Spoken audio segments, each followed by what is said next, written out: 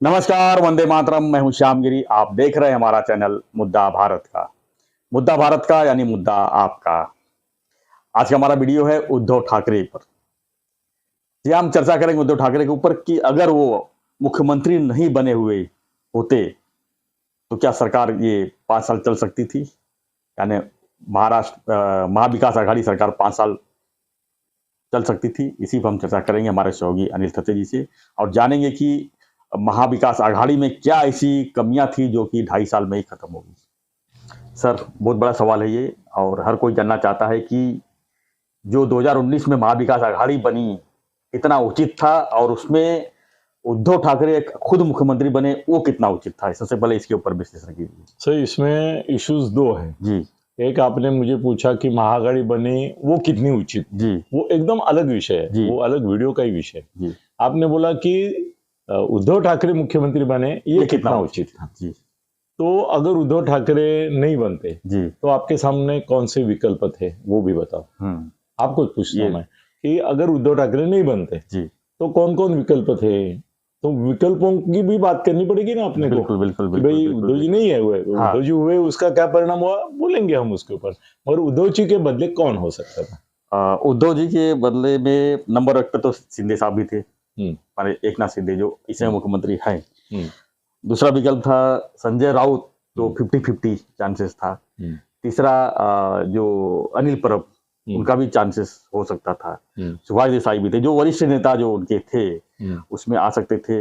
हो सकता है युवा के हिसाब से कैबिनेट मिनिस्टर बनाया आदित्य ठाकरे को, तो उनको भी चांस 2.5 साल दे सकते थे मुख्यमंत्री। मुख्यमंत्री के लिए। अच्छा, मतलब 2.5 साल होने के बाद हो सकता है कुछ नहीं चेहरे नहीं, 2.5 साल समय। के बाद की बात हम नहीं कर रहे। अच्छा, हम पहले दिन की बात कर पहले रहे दिन। हैं। पहले नहीं, दिन, पहले जिस दिन में दिन पहले दिन में उद्धव जी आदित्य बने ठाकरे उस दिन ये मेरे को 3 चेहरे मेरे ख्याल कौन से से, एकनाथ शिंदे, संजय राउत और अनिल परब, ये तीन थे। जी। सर, क्या जरूरी था कि शिवसेना जिसका नंबर कम था जी, उनको ही नहीं, नंबर मुख्यमंत्री पद देना था? तीनों में नंबर सबसे ज्यादा था शिवसेना का। ठीक है ना, तो उनको ही बनाना चाहिए था, ऐसा था, या अजीत पवार को भी बना सकते थे? अजीत पवार भी बना सकते थे, कांग्रेस में भी थे चेहरे, 3 मुख्यमंत्री पड़े थे उनके पास। पृथ्वीराज चौहान थे, अशोक चौहान थे, जी, नाना पटोले भी इच्छुक थे। जी, जी, तो 3 मुख्यमंत्री तो उनके पास थे।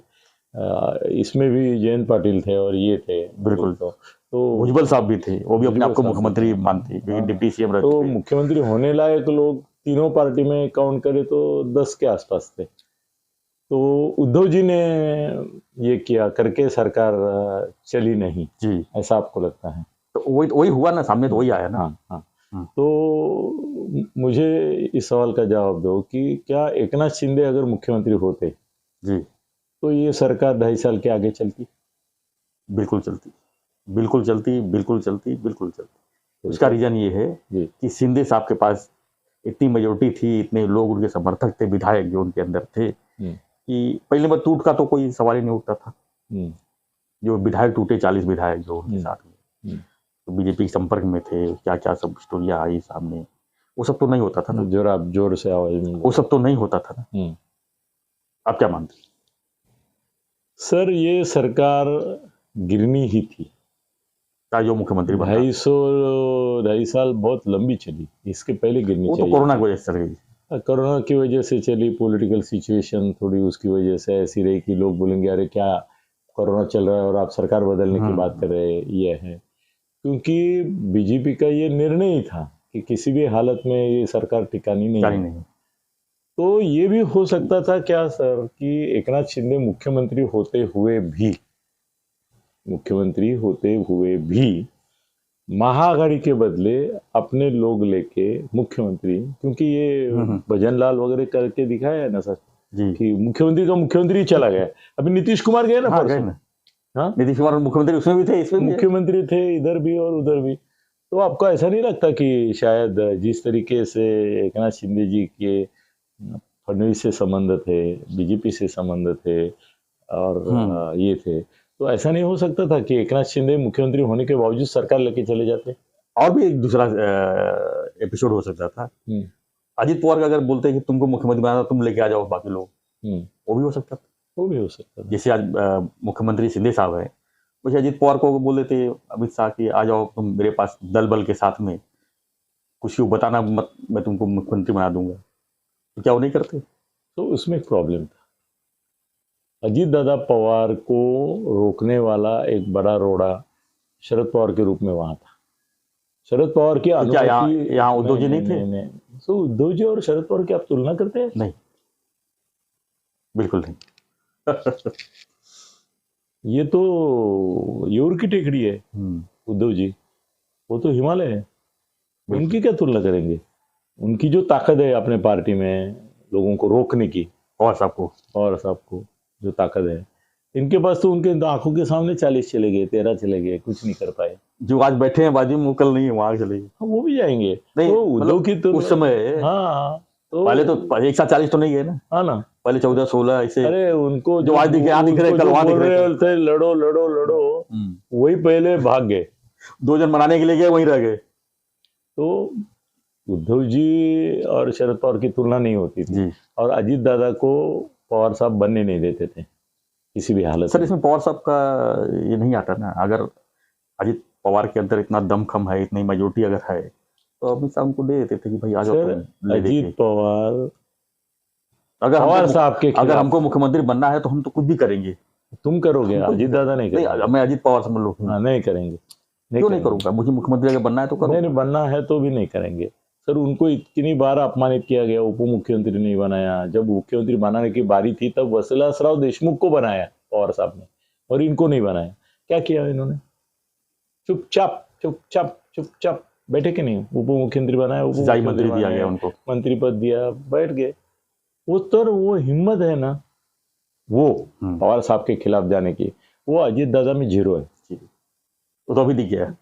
हाँ, अभी दिख गया नहीं, वो बार बार मालूम है मुझे। उनके जो खास आदमी है राष्ट्रवादी के, उन्होंने प्रयास भी किया ना, 2 दिन के ऊपर टिके ही नहीं। वो दिन का और एक चक्कर था कि वहां पवार साहब ने उनको बोला था जाकर, बाद में पवार साहब मुकर गए। तो वो बिना पवार साहब के परमिशन तब भी नहीं गए थे, तब भी उनकी परमिशन लेके गए थे, मगर बाद में वो मुकर गए करके। तो मोदी साहब के और उनकी जरा थोड़ी सी अनबन हो गई परमानेंटली। तो अजीत दादा नहीं होते थे। सर, ऐसा है कि एकनाथ शिंदे मुख्यमंत्री होते थे जी, तो दूसरा इशू आ जाता था, क्योंकि उद्धव जी को पैसा चाहिए। अभी वो मुख्यमंत्री थे तब वो सबके पास से खंडनी गोला करते थे करोड़ों में, अब्जावधि रुपए में। इसको बोलते तू इतना दे दे, तू इतना दे दे, तू इतना दे दे, और देते थे। अधिकारियों को वहीनी साहिबा बोलती थी तुम्हारा अपॉइंटमेंट ये है, तुम्हारा अपॉइंटमेंट, तुम्हारा टेंडर ये रहेगा, इसका वो सब करती थी।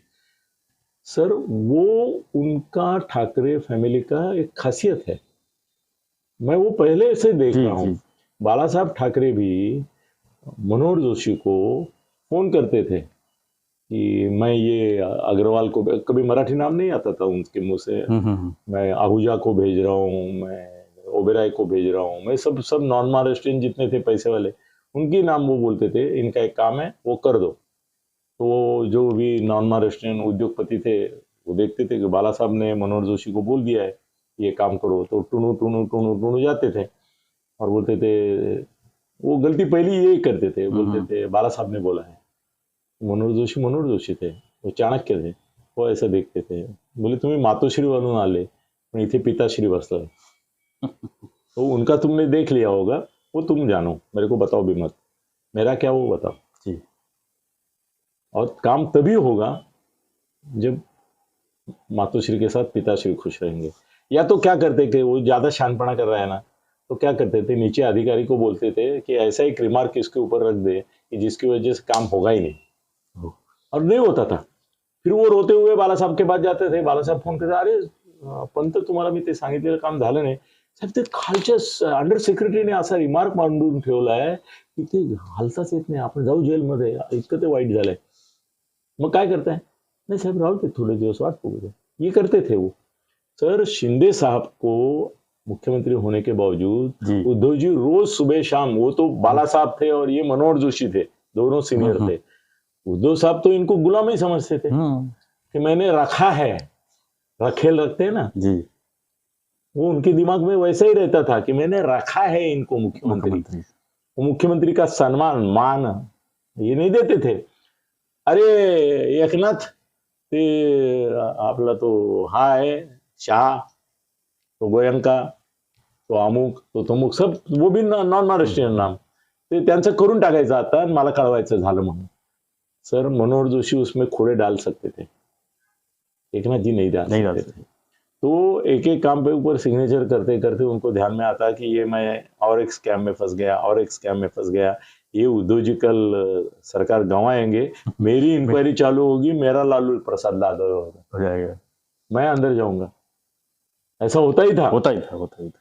और सर जब मनोहर जोशी, मैं उनका एकदम मतलब करीबी, इतना करीबी था उनका, सब संभालता था मैं बहुत सारी चीजें. तो स्मिता ठाकरे फोन करती थी,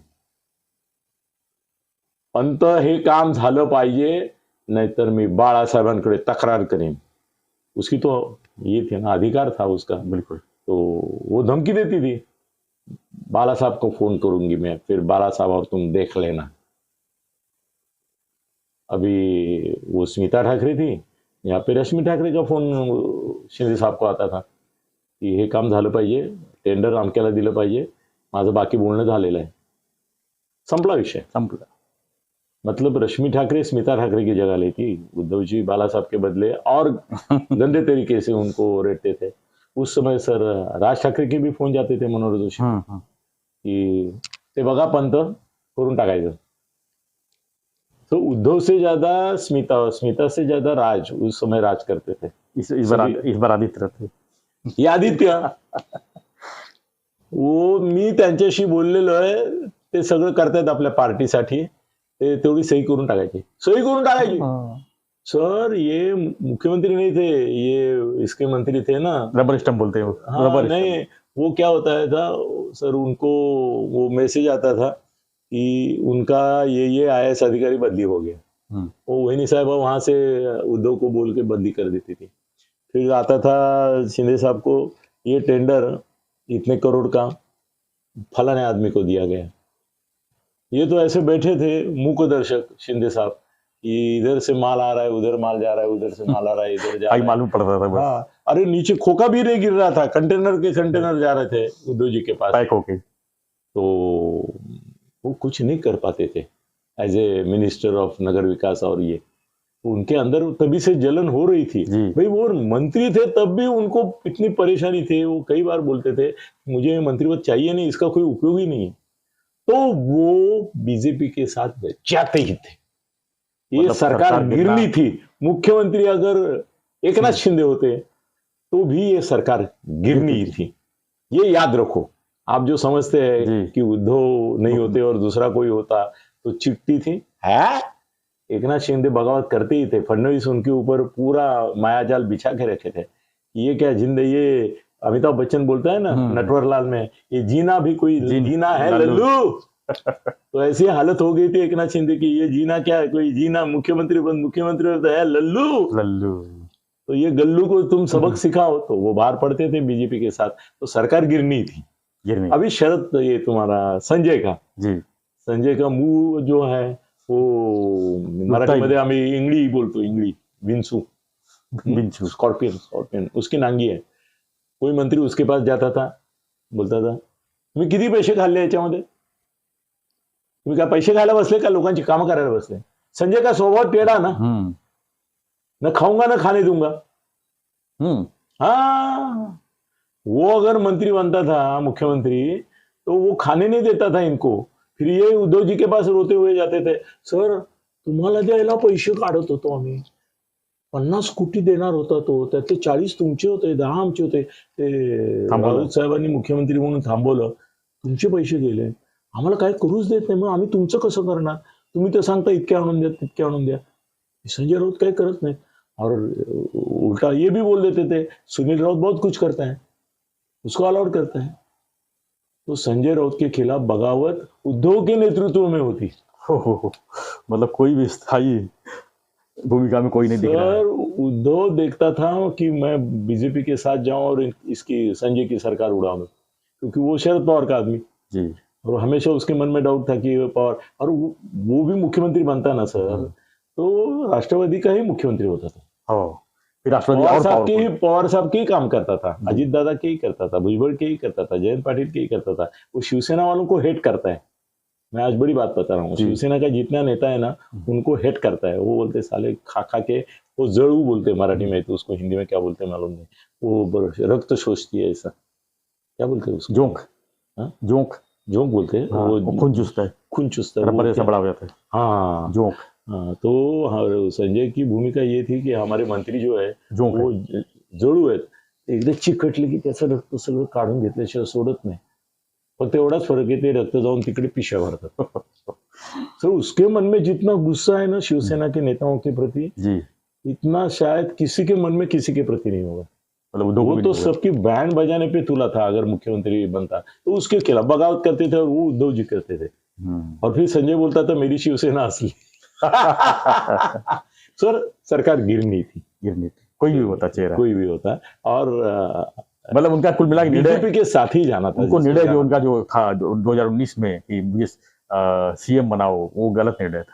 यानी इसका उद्धव का, बीजेपी के साथ ही जाके सब कुछ सही हो सकता था. हाँ बीजेपी के साथ पहले से जाते तो टिकते थे 2.5 साल.